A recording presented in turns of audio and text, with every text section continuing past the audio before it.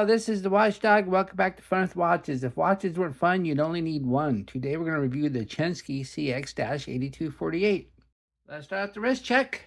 I'm wearing this Yema CMM.20 Superman Skin Diver.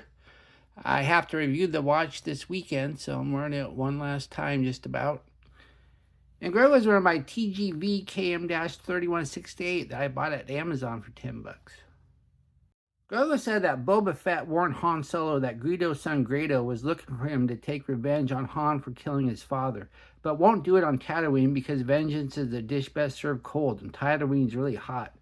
Han said, I guess I better cancel that load of pork feathered parkas I was supposed to ship to Hoth. Alright, let's take a look at the watch. Chenxis usually come in these little Ziploc pouches, which I guess is better than nothing. Gets you something to put them in. And something to put the extra links in anyway. And here's the watch. Let's put the hands in a little bit more pleasant position. Alright. Well, not a bad looking watch. Looks a lot like an AP. Another Chenxi on my channel. Chenxi makes very affordable quartz and automatic homage watches, often of an integrated bracelet design. This CX-8248 resembles an AP Royal Oak, which remains an extremely popular watch among watch enthusiasts, with still models impossible to get at authorized dealers for the $30,000 MSRP. Expect to pay at least $45,000 on the gray market.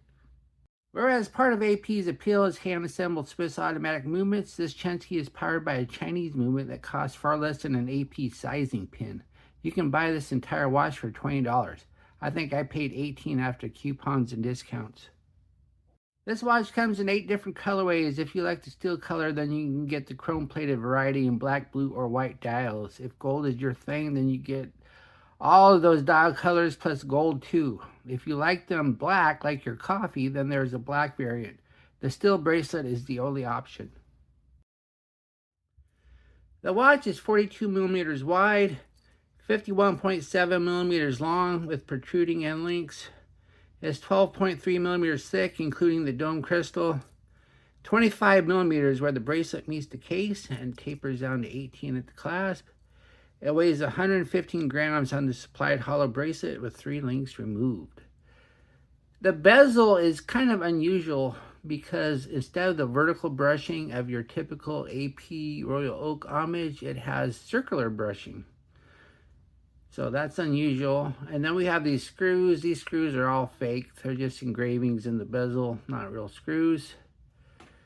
And then we have the dial. We have this nice waffle dial with a sunburst effect. I do like the dial. I like the color of the blue, and I do like the waffle pattern. It says Chenxi up top, and on the bottom it says chronometer.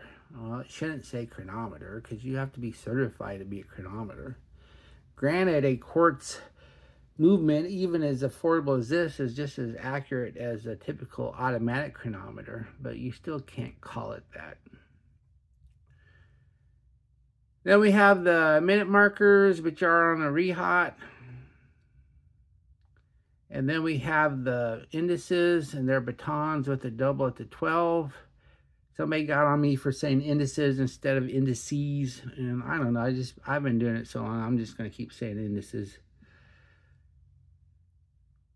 And then we have the fence post minute and hour hand, and then a second hand with no lume.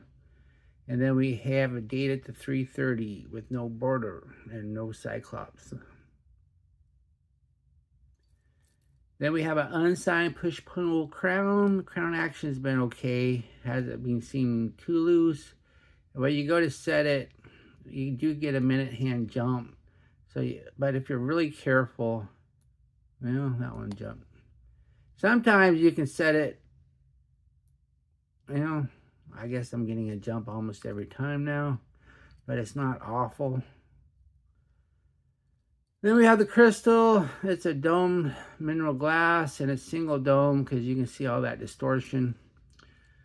You need double dome if you don't want distortion. And then we have the case. The case is a chrome-plated alloy. And we got brushing up top. And when you have a chrome plated watch with brushing, sometimes it looks really bad. This one looks okay. I've seen a lot worse. And then we have the end links here. These end links are part of the case. They're not actually separate end links. So these are just engravings here to make them look like they're separate. So of course that means no end link articulation. And then we have the case back. Case back is a press-on. It doesn't have any little notches to make it look like a screw down. Then it says stainless steel back, which is a good tell. The rest is not. Then it says water resistant, meaning you only get 30 meters in. And then it gives the model number. Underneath the case back is the SL28 quartz movement. Of all the most affordable quartz movements, this one is one of my favorites just by the simple fact that usually you can set them accurately. I've been having little issues here, but I was having much more success when the camera wasn't on. That's the way it usually works. I definitely like it better than the PC21S. I think that's or the Z205. Those are just awful. Then we have the bracelet. The bracelet's hollow, and these little links here are fake. It's all one piece. They're not separate, so there's no articulation there. And once again, the end links are affixed to the case. They're part of the case. And then we have push pin adjusters, not screw pins. I don't think I've ever seen screw pins on a hollow bracelet. And then we have a butterfly clasp, and it's unidirectional. You have to close it so this side goes last because it has this little square here. But this little square is unsigned. On a real AP, it would be signed. And I'm pretty sure, here, I think I got one here. So here's a strap designed for Royal Oak. Let me see if it's gonna line up to the, looks like it kind of lines up. So you might be able to make a strap fit on this.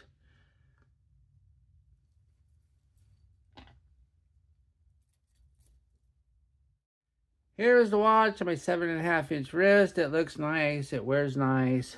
I removed 3 links, and it's a little bit loose. So I don't want to remove one more of those, because it'll probably be a little bit tight.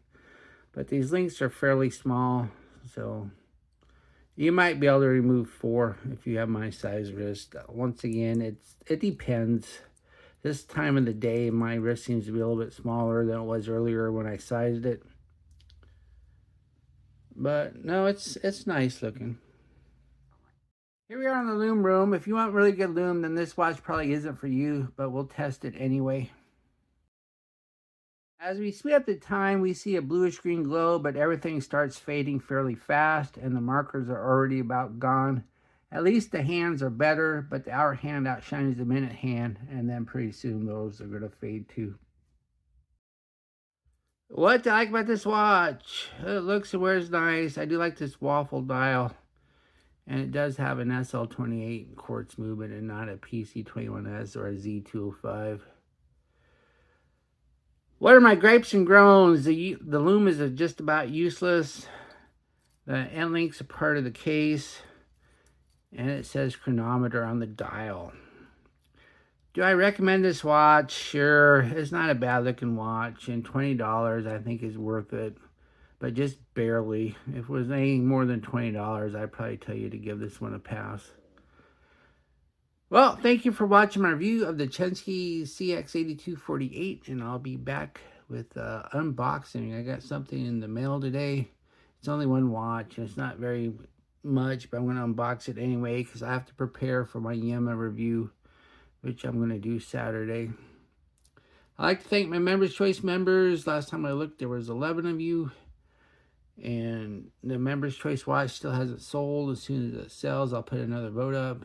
And I forgot to say, if you like this watch, be sure to use my affiliate link, and I'll get a tiny commission, but those tiny commissions do add up. And I'm probably about halfway up to when I'm going to cash it out and buy something nice. Bye.